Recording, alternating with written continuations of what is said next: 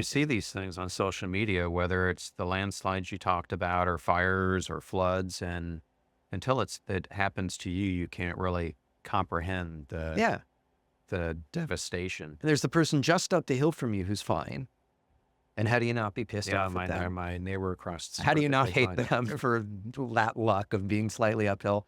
And and but finding community, finding people, and be able to just talk about not just the thing that happened, but the fear it brings up, and to reconnect not only with the fact that everyone is in some kind of grief, that is part of the human condition. One of the songs, I'm not singing Toad songs at these things. There are a lot of songs, and it's a community singing tradition. I do a community choir leading thing at home. Um, that was something I learned during my hippie Rumspringa. But there's a song that it's just be kind, everyone carries a heavy load. Good message to take through life, right? And just singing that over and over. These songs are simple. They're like church songs, but they're a little more universal. Be kind, everyone carries a heavy load. And it's singing songs like these together and people getting to think, well, my husband died, but their kid died and you were abused. I'm not actually alone. We're all going to lose all the people we love, or they're going to lose us. That's the fact of human life.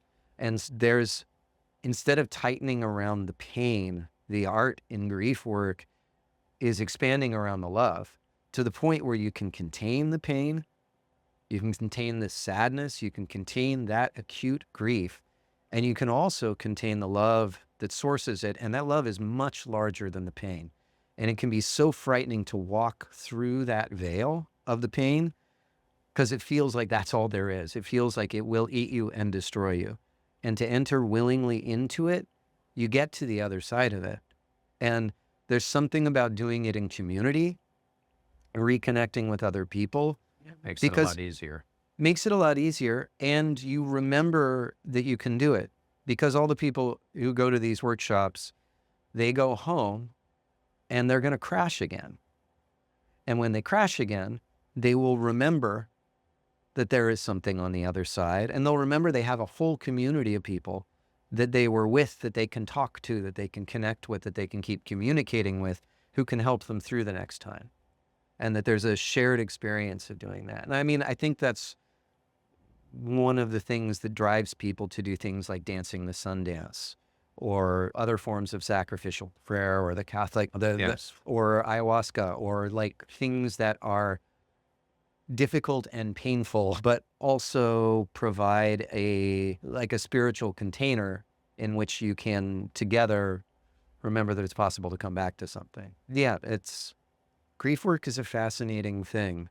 And I feel lucky that it was my entire life. Like post-divorce, I think I didn't like divorce literature. It was all kind of relational. I started reading more. I got into David White, Mary Oliver, but I was also reading the book Die Wise. What is his name? He's a Canadian death specialist. I started reading a lot about death and grief because I felt grief was the actual material for what I was going through. And I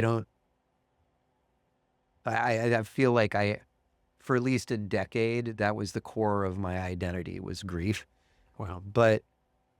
And it's still in there, but it's less acute, and life does go on until it doesn't. And I fell in love. I got to a point where I actually wanted to get married again, where I had enough trust in the future and in my future and in happiness and love that I could do something as audacious as that.